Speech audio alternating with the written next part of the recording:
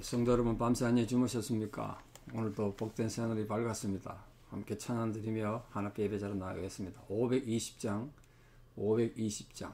예전 찬송 257장입니다. 듣는 사람마다 복음 전하여 520장입니다.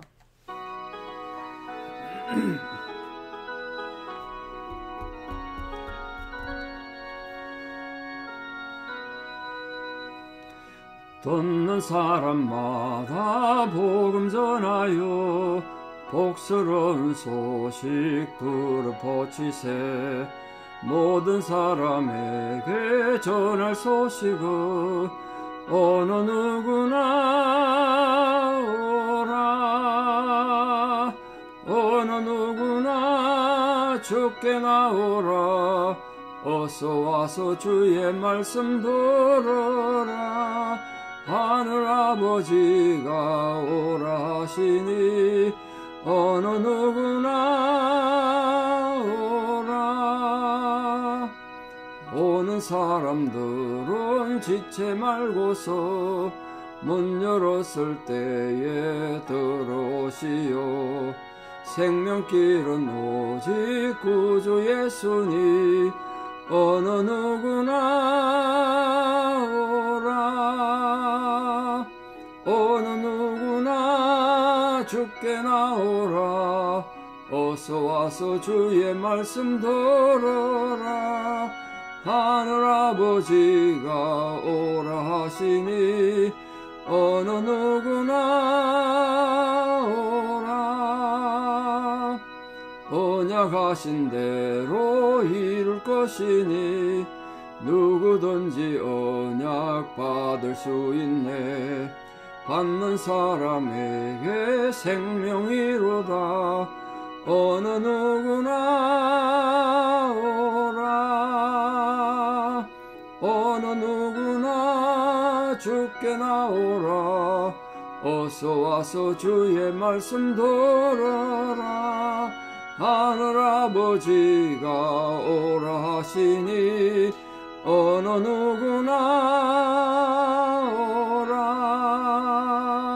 아멘. 함께 신앙 고백 드리겠습니다. 나는 전능하신 아버지 하나님 천지의 창조주를 믿습니다. 나는 그의 유일하신 아들 우리 주 예수 그리스도를 믿습니다. 그는 성령으로 잉태되어 동정녀 마리아에게서 나시고 본디오 빌라도에게 고난을 받아 십자가에 못 박혀 죽으시고 장사된 지 사흘 만에 죽은 자 가운데서 다시 살아나셨으며 하늘에 오르시어 전능하신 아버지 하나님 우편에 앉아 계시다가 거기로부터 살아있는 자와 죽은 자를 심판하러 오십니다. 나는 성령을 믿으며 거룩한 공교회와 성도의 교제와 죄를 용서받는 것과 몸의 부활과 영생을 믿습니다. 아멘. 2023년 10월 12일 목요일 새벽입니다. 하나님 주신 말씀 사무엘상 18장 1절에서 5절입니다. 사무엘상 18장 1절에서 5절 봉독에 올리겠습니다. 다윗이 사울에게 말하기를 마침에 요나단의 마음이 다윗의 마음과 하나가 되어 요나단이 그를 자기 생명같이 사랑하니라. 그날에 사울은 다윗을 머무르게 하고 그의 아버지의 집으로 다시 돌아가기를 허락하지 아니하였고 요나단은 다윗을 자기 생명같이 사랑하여 더불어 언약을 맺었으며 요나단이 자기가 입었던 겉옷을 벗어 다윗에게 주었고 자기의 군복과 칼과 활과 띠도 그리하였더라. 다윗은 사울이 보내는 곳마다 가서 지혜롭게 행하며 사울이 그를 군대의 장으로 삼았더니 온 백성이 합당히 여겼고 사울의 신하들도 합당히 여겼더라. 아멘. 이 본문에 다윗과 요나단의 우정이 시작되는 배경을 설명하고 있습니다. 그리고 다윗이 사울의 궁정에서 이제 본격적으로 신하가 돼서 섬기는 그런 사건을 다루는데 저는 이 요나단에 대해서 성경의 수많은 인물 중에 정말 존경하고 사랑하는 그리고 정말 안타까운 마음을 가지는 그런 인물이 요나단입니다. 다윗이 위대하고 아름답습니다만 어떤 부분에서는 전 개인적으로 다윗보다는 요나단이 정말 인격이 더 훌륭한 사람이 아닌가 이런 생각을 해볼 정도로 요나단은 위대한 사람입니다. 우리 흔히 다윗과 요나단을 우정으로 얘기합니다만 우정의 관계라고 말하기는 조금 애매하죠. 나이 차도 많고 한 사람은 지금 다음에 왕이 될 왕자고 다윗은 변방의 조그만 목동인데 뭐 골리앗을 쓰러뜨리긴 했지만 그냥 단순한 친구라는 관계로 보기에는 관계가 뛰어넘는 관계죠. 이 다윗과 요나단의 관계를 앞으로 이제 18장에서 보시게 될 텐데 두 사람의 관계는 점점 깊어져 가고 서로도 믿고 신뢰하는데 그에 따라서 다윗에 대한 사울의 정오가 어떻게 커져가는가, 그로 인해 다윗은 고난을 겪게 되고 사울이 어떻게 안 그래도 지금 하나님이 그를 버렸는데 얼마나 힘들어하는가, 그리고 정서적으로 어떻게 파괴되는가, 이 부분을 자세히 보시고 우리에게 좀 교훈이 되면 좋겠습니다. 사울이 이 지상에서 완전히 죽을 때까지 다윗에 대한 공격을 계속 하는데 요나단이 다윗을 대하는 것도 요나단이 다윗에 대해 사랑하는 것, 이거와 사울의 마음이 너무 대조되죠. 너무 대조돼요. 그래서 사실은 우리는 다윗 같은 그런 위대한 영웅의 흉내는 내기 어렵습니다. 어떻게 우리가 골리앗 같은 거 만나가지고 아무나 다 쓰러뜨릴 수 있겠습니까? 우리 그런 믿음 갖고 살아야 된다. 어제 설교드린 것처럼. 그러나 이 다윗 같은 그런 시대적 영웅이 아무나 되는 것 같으면 이 다윗의 가치가 없어지겠죠. 아무나 될 수 있는 건 아니라 생각해요. 그러나 요나단은 정말 어떤 시대 어떤 상황에도 필요한 사람이고 우리가 본받아야 될 사람이에요. 본받아야 될 사람. 다윗도 나중에 실수를 하잖아요. 요나단은 그런 실수도 없고 죽을 때까지 정말 하나님께 충성했고 나라를 사랑하고 변질된 아버지 그 나라 왕이죠. 그런 왕이라도 끝까지 충성했던 정말 탁월한 신앙이 아니었나 이렇게 생각합니다. 그래서 오늘 이 다윗과 요나단의 그 아름다운 관계를 어떻게 시작하냐면 마음이 하나가 됐다. 요나단이. 그 요나단이 지금 나이도 많고 왕자 신분이지만 다윗을 보니까 어떤 부분에서 마음이 하나가 됐다는 걸까요? 하나님을 향하여 마음이 하나가 되고 국가와 민족을 위한 마음이 하나가 되고 또 이웃을 위한 하나의 마음, 또 겸손함에 있어서 여러 부분에서 요나단이 보니까 다윗이 정말 이 친구 괜찮은 사람이구나, 나랑 관계를 하면 좋겠다, 그렇게 된 겁니다. 그 마음이 하나 되는 게 중요하죠. 여러분 뭐 여러 가지 종류의 이웃을 사귀고 같이 친교도 하고 운동도 하고 하시겠습니다만 정말 마음이 하나가 된 이웃 한 명은 꼭 있기를 바랍니다. 정말 마음이 하나가 된 이 다윗과 요나단 같은 그런 마음이 하나가 된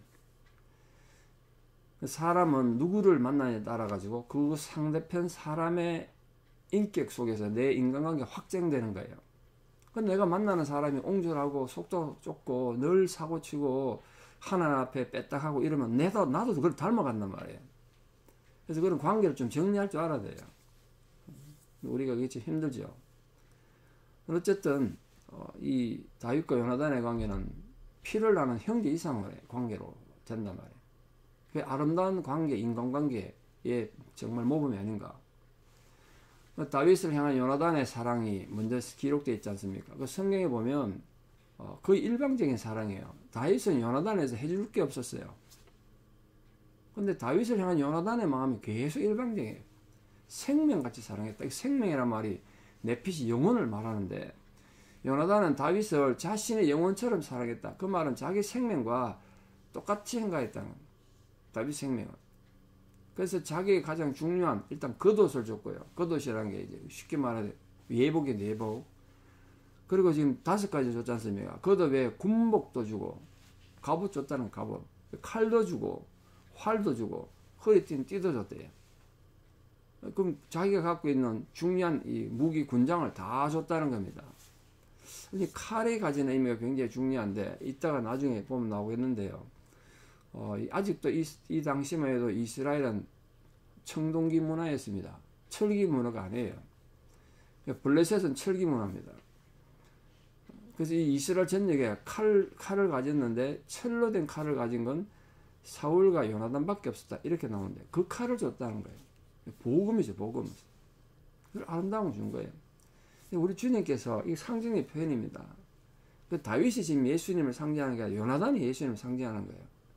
자기의 모든 걸 다 입혀줬지 않습니까? 주님이 우리에게 모든 걸 입혀주시고 우리를 부하게 하시고 그 자신은 가난해지셨잖아요. 그래서 저는 요나단이 어떤 부분에서는 구약의 예수님 상징이다. 제가 얼마 전에 2달 전에 설교한 것처럼 구약에는 예수님이 없다 이렇게 생각하시면 큰일 납니다. 구약에도 예수님이 존재하셨다는 것, 왜 존재하신지 설명을 드렸습니다.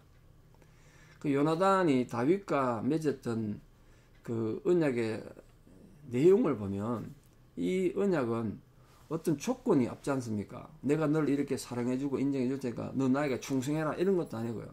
내가 나중에 왕이 될 거니까 너 나에게 충성해라 이게 아니라 상호평등하게 사랑에 기초해서 서로를 존중하는 그런 관계였어요. 그러니까 어떤 상황에서도 서로에게 진실하고 신의를 지키자 그런 약속한 겁니다. 무슨 약속의 내용이 안 나옵니다만 언약을 맺었다는데 무슨 언약을 맺었겠습니까?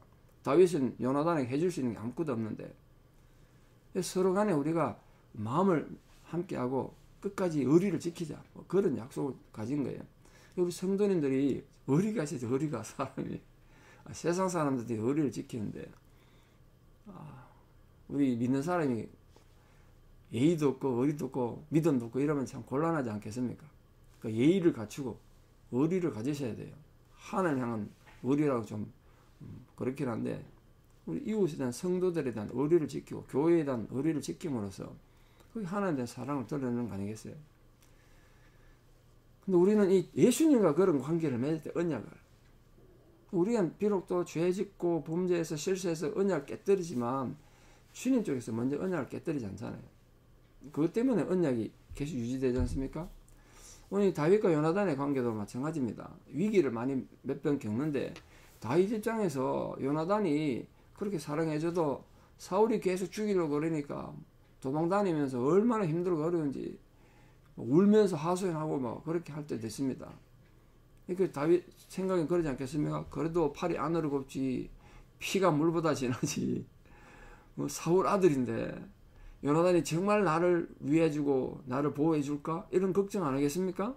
그럼 나중에 그렇게 막 얘기해 하도 힘드니까 당신이 나에 대한 마음이 거짓이고 위선이고 언젠가 기회를 틈타가지고 아버지한테 딱 잡아가도 갖다 바칠 것 같으면 여기서 나를 죽여라 그냥. 그렇게까지 얘기한다고요. 힘들고 어렵죠.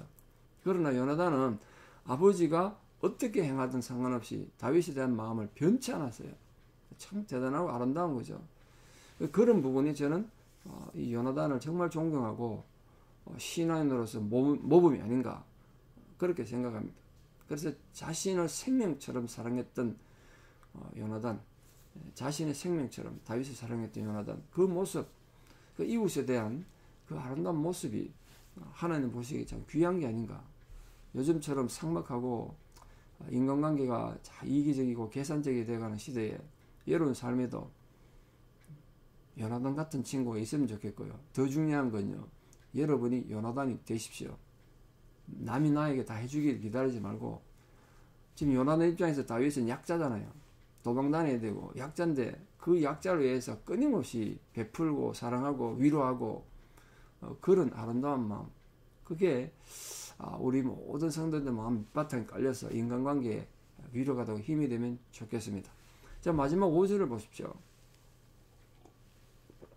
사울이 다윗을 여러 곳에 보내서 지방 행정을 관리하게 하고 군대 책임자를 만드는데 군대의 장, 그것도 좀 문제가 있죠. 아무리 다윗이 영웅이긴 하지만 아직 어린애인데, 어린애잖아요.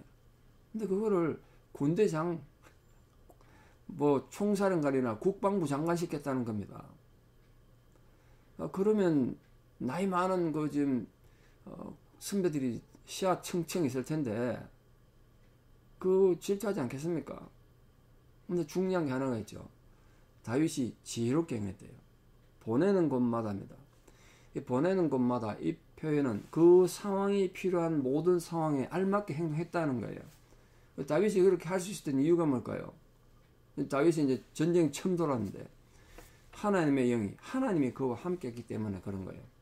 하나님께서 다윗에게 지혜도 주시고 이 상황에서 어떻게 판단해야 될지 참 살다 보면 별의별 일이 다 생기지 않습니까? 고양이 목에 방울을 걸어야 될 때가 참 많아요. 그때 어떻게 할 거냐? 지혜롭게 하는 수밖에 없죠. 어떻게 하든지. 우리 또 오늘 하나님의 지혜를 구하며 살아갈 수밖에 없어요. 다윗은 사울이 보내는 곳마다 가서 지혜롭게 행했습니다. 다윗이 또 지혜롭게 행할 수 있었던 두 번째 이유, 첫 번째는 하나님이 그와 함께 했기 때문이긴 한데 그만큼 또 중요한 이유가 또 하나 있는데 다윗이 이기적이지 않고 욕심이 없었기 때문에 그래요. 자기 명예와 자기 이름 내려고 그러면 탐관오리 되는 거죠. 탐관오리. 변학도처럼 예? 수청 달라 그러고 심청이